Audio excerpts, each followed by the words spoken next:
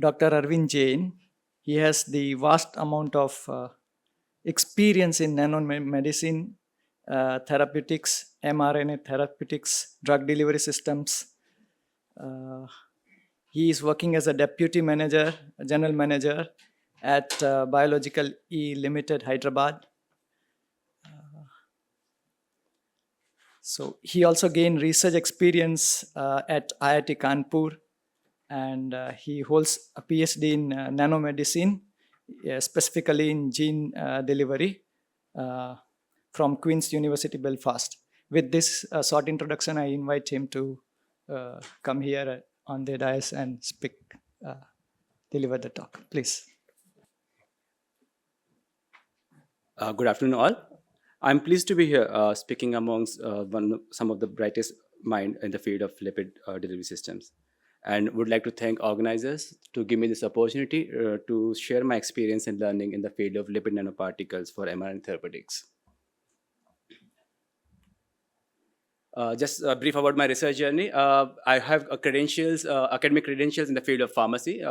Then I got my research training in molecular biology, leading me towards the gene delivery system. And actually, I got introduced to gene delivery during my PhD at Queen's University, Belfast, where we were trying to understand the thermodynamics of DNA condensation using cationic peptides, a peptide which is similar to galapeptide that we spoke earlier, but had positive charges on it.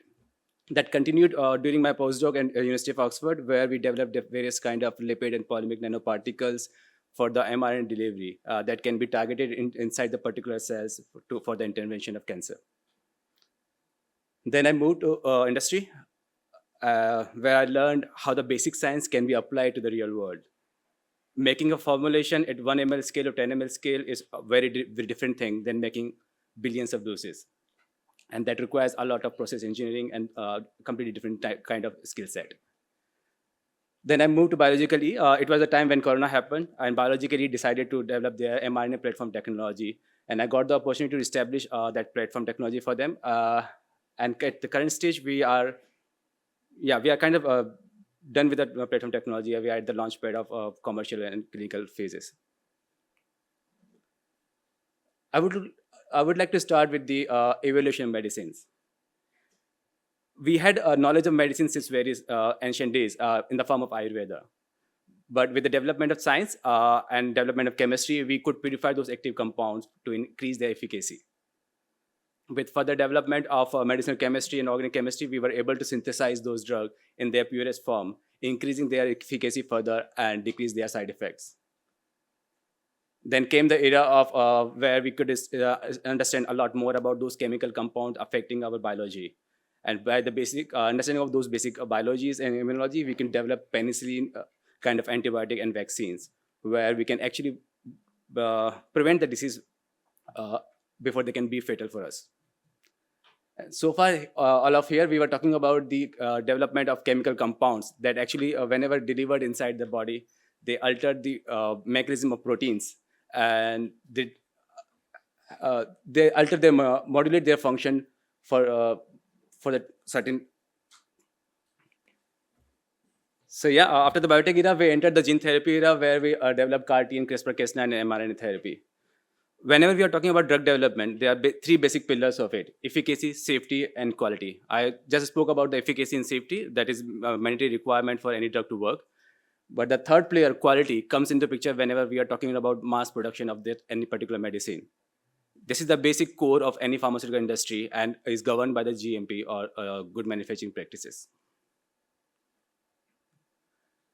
Talking about the gene therapy, it all lies around the central dogma of life, the basic concept given by Francis Crick in 1957. As we all know, human body is made up of various cells, and each cell contains 46 set of chromosomes, which are exactly same in all over the body. But how then it defines which kind of proteins to be synthesized in that particular cells that define the structure or function of that particular cell. So that can be understood like a chromosome as like Oxford Dictionary. It has got all possible words in it. But whenever we want to say something, we pick up certain words and form a sentence. Similar happens inside the cell. Whenever they need certain proteins, they select a particular DNA, and that DNA is transcribed in the form of mRNA.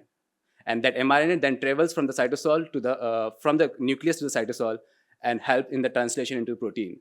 And then finally, that protein governs the structure and function of that particular cell. This is how all the cells are defined inside the body, what they are supposed to do, and how they are going to look like. So now talking about the gene therapy. Normally, if you are talking about gene disorder, that happens either by faulty DNA or low or high expression of those DNA. That can be taken care by the gene editing. Like CRISPR kind of technology, we can modify the DNA and we can repair them to synthesize or prepare right proteins so that disease cannot happen. Or if they are down-regulated or up-regulated, we can modify the gene regulation function and correct the optimal level of expressions.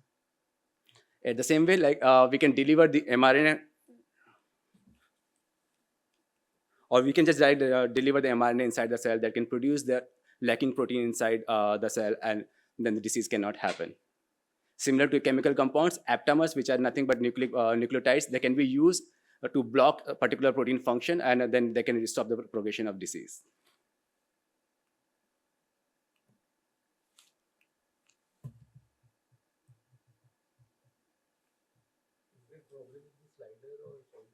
Maybe I'll just use it here. So now talking about the vaccines. Basically, vaccines can be divided into 5 different kinds of vaccines. First 3 represents live attenuated vaccines, killed inactivated vaccines, and toxoids. These are conventional vaccines and often associated with their toxicities. The last 2, subunit vaccines and genomic vaccines, they are the purest form where only the protein or the protein that is responsible for the immunity is delivered inside the cell, and they don't carry any pathogenic function. Just to differentiate between these 2, subunit vaccines and the mRNA.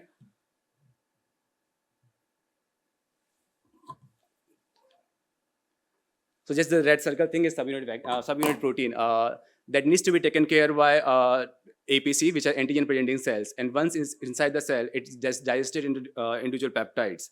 And then these peptides, they are taken care by MSC2 complex. And this MSC2 complex are presented on the surface of APCs, where it interacts with CD4 cells and B cells, which is ultimately responsible for preparing antibodies.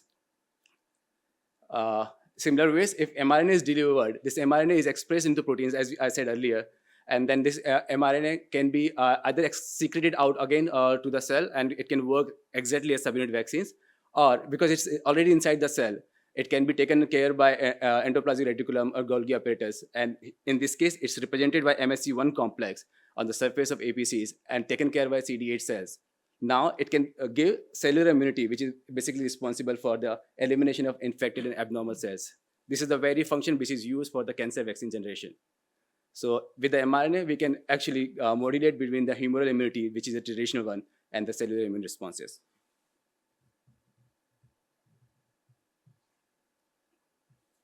Now the basic advantages of mRNA technology. It's safe, because for the production of mRNA, we don't need any cell. It can be produced directly by enzymatic reactions. Again, because it's being produced by the enzymatic reaction, the time required for the production is just in hours, which can be like 4 to 5 weeks in the case of viral vaccines, viral protein production in a fermenter. Even if we are talking about small molecules, it would be like 5 to 6 step minimum for the synthesis of that small molecule that can take in days' time, whereas mRNA can be synthesized just within a day. Again, because it's requiring less time, the cost is minimal. At the minute, the cost of enzymes required for the enzymatic reactions is high, but I believe that will go down with time as we progress in the science. Flexibility. The difference between 2 types of mRNA, which are used for the different kind of vaccine production, is just the sequence. Physiochemically, they both are exactly the same. So once, if you have developed a process or you have developed a facility that can be easily used for second product without any significant modifications, and they won't need any exhaustive clinic validation protocol, which is required for GMP production. Now the challenges. The first and foremost challenge for the mRNA is stability. mRNA is a very fragile molecule, and half-life could be somewhere between 30 minutes to 24 hours, depending on the type of mRNA. And it's readily degraded by RNAs. And RNAs is everywhere. It's present in our skin, it's present in our hair, which we are shedding every second around all over the world. Second thing is navigation. That's a common thing for any kind of medicine. To show the effect, that medicine needs to travel from the site of injection to the site of action, which could be like liver, gut, or anywhere else. Third challenge is cellular barrier. To act mRNA, it needs to be inside the cell. So it needs to have some sort of principle so that it can enter inside the cell. And once it's inside the cell, it comes in the form of endosome. The basic problem with this step is it needs to come out from the endosome into the cytosol, otherwise it will get digested and thrown out of the cell. In case of plasmid DNA, there is another step where it needs to go from cytosol to nucleus to do its job. And that's the very, very reason plasmid DNA could not get as success as mRNA formulation could do. Gene delivery options, physical methods, they are obviously not possible. They are not feasible. Polymeric carriers, they did very good job, but they could stay only up to the in vitro stage. And there are quite a few products which are in market, but just for the in vitro transfection studies. Viral vectors, they did brilliant job. There are more than 12 formulations already FDA approved for various applications in the form of AAV, lentivirus, and retrovirus. Today's current focus is on lipid-based systems. As already discussed earlier in the morning, there are 4 different kinds of lipid formulations possible. First is liposomes, where the mRNA is inside the core. Lipoplexes, where mRNA is on the surface. Lipid nanoparticles, we will be talking about it. Nanoemulsions, these are all droplets having mRNA on their surface. These are the 3 basic for FDA-approved commercial formulations. Onpetro, the very first one to get approval in 2018 for the delivery of siRNA. Until 2018, most of the research based on LNPs was towards the siRNA. Then it got focused, obviously Comirnaty and Spikevax they came, and we got the mRNA vaccine in 2022. It looks like the mRNA vaccine came up just all of a sudden, but it did not happen in a day. It took like a good 4 decades to get developed. As we can see, like the first attempt to make liposome mRNA formulation was done in 1978. But at that time, neither mRNA nor the lipid liposome, they were ready for the development of as a product. It took quite a long time. We can see the upper side is the significant step for the development of mRNA. And lower one shows development of various developments in the field of lipid nanoparticles, mostly in the form of ionizable lipid, which is the most critical part for the development of lipid nanoparticles. And why ionizable lipids are that important? If we are delivering anything which is cationic in the body, it's toxic. It cannot survive in the blood circulation. Onpetro, the formulation that we discussed, got approval in 2018. It is given IV, and once it's given IV, it's in the blood circulation. And while it is in the blood circulation, ApoE protein get opsonized on its surface. And ApoE protein are the ligand for the LDL receptor which are present on the liver. So LDL receptor here then support uptake of this lipid nanoparticle of Onpetro inside the cells. Once inside the cell, these endosomes pH reduced from 7.4 to pH 5. And as the pH is reduced, this ionizable lipid get ionized and their charge becomes positive. And this positive charge then interact with the negatively charged endosomal membrane, where their bilayer structure get converted into hexagonal phase and then disrupt the cell membrane, causing the release of mRNA into the cytosol. And then in this case, siRNA. And then this siRNA go to this complex and does its activity to block mRNA. So these are the 3 basic ionizable lipids that did their job very well to bring us 3 FDA-approved commercial products. I'll be talking about those things. But before I go to ionizable lipids, so this is the structure we saw since morning quite a few times. It's just everywhere. So, well, yeah, I will just skip this slide. Before I talk about ionizable lipid, I would like to talk about other 3 lipids.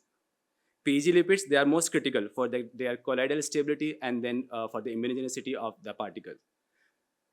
2000 chain length of PEG has been a magic number so far. If it's less than that, it cannot survive in blood circulation, and it will just get opsonized by the immune system.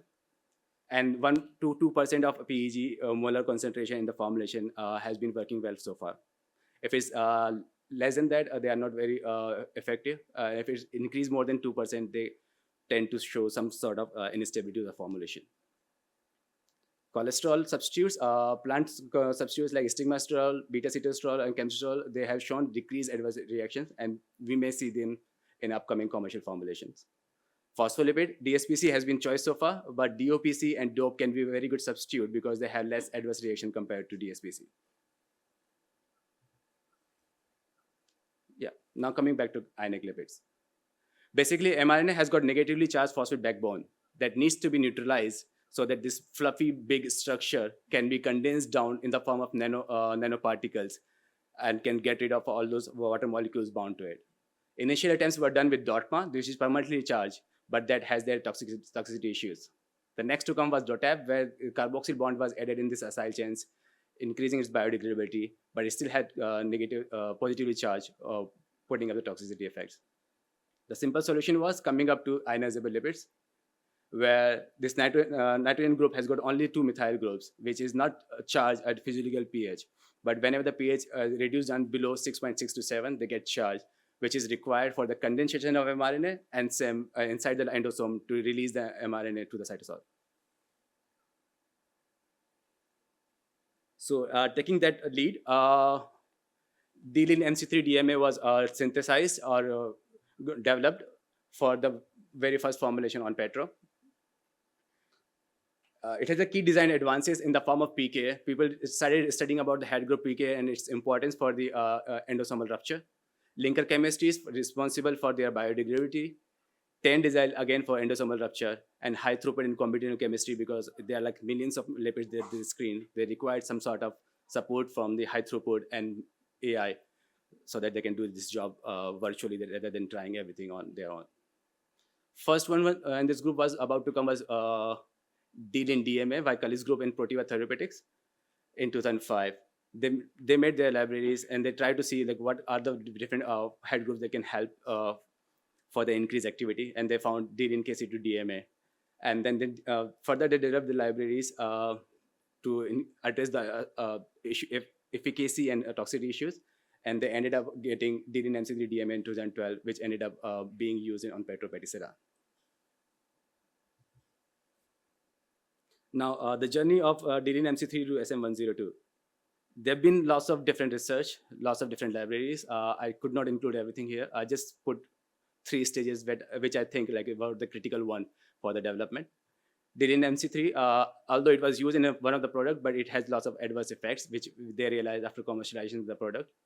In this series, then they started studying the effect, again, carboxyl group, its position in the acyl group, number of acylations, number of branching, that gave them L319, which was the best possible lead in 2013 era now. They further optimized this structure and could end up with lipid 5 2018, which is almost similar to the SM102. But so far, whatever they did, they studied everything in siRNA for the silencing activity. No studies were performed for the immunogenicity efficacy. So at this stage, they designed a different set of studies and studied for the immunogenicity, effect of this ionizable lipid after IM injection, rather IV administration. And they found the pKa, ideal pKa for vaccine is somewhere around 6.6 to 6.9 compared to 6.2 to 6.9, 6.2 to 6.6, which is established for the therapeutic role. So yeah, but still we have commercial formulations, commercial products. We are still not with the right lipid. We still need to work on this area, develop some more lipids which can address all these challenges which are ahead of us. First and foremost is biodegradability, to make them safe and usable in any drug product. They need to be optimized for the lipid to charge ratio so that we can reduce the lipid load. Again, as I said, like we need assistance of AI and machine learning so that we can, instead of doing everything on our own, we can get help from the in silico models to reduce our load. So far, whatever lipids we have developed, they tend to show their delivery to liver only. We still need to, there are quite a few research already done, but we still need to progress to make LNPs or ionizable lipid that can target other organs of the body. Yeah, this is the same, just showing in the form of a structure-activity relationship. If we can introduce some more ester bonds, disulfide bond, that will help in the biodegradability. Chirality, they are responsible for their potency. The number of chains we are adding, number of unsaturation being introduced, that helps in the endosomal escape. and the head group that governs all the PK, which is responsible for their activity. This is just certain areas which are so far focused using mRNA lipid nanoparticles. Vaccines, ALC and SM102, they have done already very good job. C12, 1200, DLN MC3, they are used for liver targeting. CKE2 have been used for the coagulation factor knockdown. And CAR-T, which is something need of the hour, and everybody is trying to use CAR-T and mRNA in a way so that they can address the diseases which are unmet clinical needs so far.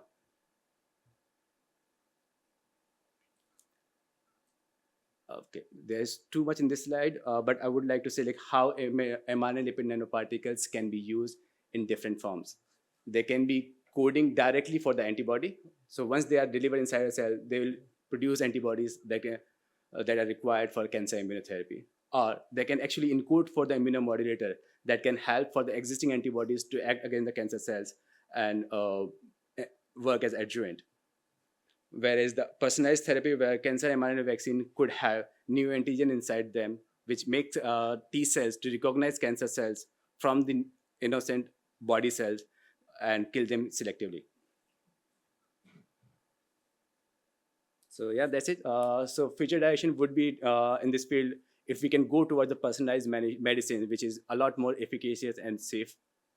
If we can combine the development of nucleic acid therapies like CRISPR, base editing and gene editing with the development of lipids to help them to do what they are intended to do. Further reduction in toxicity and immune responses, which is being reported all around nowadays. And if we can get some new chemistries that can help instantaneous and fast development of lipids that are required for the mRNA gene delivery system. And the last is AI-driven designing can really change the game. I would like to acknowledge management biologically, Dr. Ajinda Burki, head analytical R&D, my colleagues. Thank you. Thank you. Wonderful, wonderful talk. So, is there any question? Do we have any in silico tools to screen these lipids, ionizable lipids? I'm not aware of. There must be some which the colleagues group and then peer group, they are using it. That's what I was discussing earlier. Like if we can have those kind of tools developed for ourselves, we can just go for ionizable lipid discoveries. But so far, like our research never been focused towards the ionizable lipid development because we come from biology, not chemistry. Any other question? Anyone has any question? Thank you, Dr. Arvind. Nice to meet you after 20 years. Both of us are actually were colleagues in Sagar University. So after 20 years, we are meeting here. So just a small question, Dr. Arvind, just wanted to know about the potency and what was the actually, how this Moderna vaccine, it was siRNA vaccine, right? No, mRNA vaccine. So was it constructed with lipid nanoparticles? Yeah, SM102. So comparative to Covishield and Covaxin, was the potency was higher comparative to these two other vaccines in case of the Moderna vaccine? See, I'm not the right person to comment on potency because that's more of clinical question. But I can say surely they are more safer because for those vaccines, they involve biological processes where they had lots of cells involved in the synthesis that requires extensive purification after the production. But in the case of LNPs, everything whatever we are using lipid, they are well known to, they have well known tolerability. mRNA, they are like basic component of cell body anyway. So they are a lot more safer compared to those formulations, but efficacy. And what about the safety and toxicity related to actually as we are using the long chain lipids, cationic lipids and other lipids. So in terms of cationic lipids, they are known for adverse reactions. That's why we came on ionizable lipids. And still, like even though like we have done lots of research in this area, developed lots of branched lipids, brought up the unsaturation in it to make them more biocompatible. But still, there's a lot of scope to make them biocompatible. We are not with the ideal lipid yet. So when you encapsulate mRNA in a lipid nanoparticle, how do you measure encapsulation efficiency? Because the classical methods of drug encapsulation efficiency don't work. Yeah. So basically, it's done by ribogreen assay. So we do the ribogreen assay as such that will quantify unencapsulated mRNA. Then we digest the nanoparticles, and that gives us the value of total mRNA. So by deduction the value of total mRNA versus free RNA, we get the total amount of mRNA inside the cells, inside the LNPs. Thanks, Arvind, for such an informative presentation. I have just two questions regarding the manufacturing. So, I read also, and so there are multiple manufacturing processes like HPS. Since morning we are, Yeah. I think here, which one is preferred? First question. And I think if it is microfluidic, so my next question is, so whether this mRNA is compatible with ethanol or solvent like that? So yeah, no, I'll take the second first. So yeah, mRNA is compatible with ethanol. In fact, we use ethanol for plasmid DNA or mRNA precipitation during the process purification steps. And talking about which is the best method, that depends on you. If we are talking about the small scale for academic purposes, I would say microfluidics is a lot better because they can make very quickly and very easily all those formulations. But if we are talking about the scale, then that governs everything. If we are talking about a 1 liter batch, 50 liter batch, or 100 liter batch, that will define which kind of techniques you want to go for and which is more feasible for your own company. Yeah, so that will have different questions to be answered.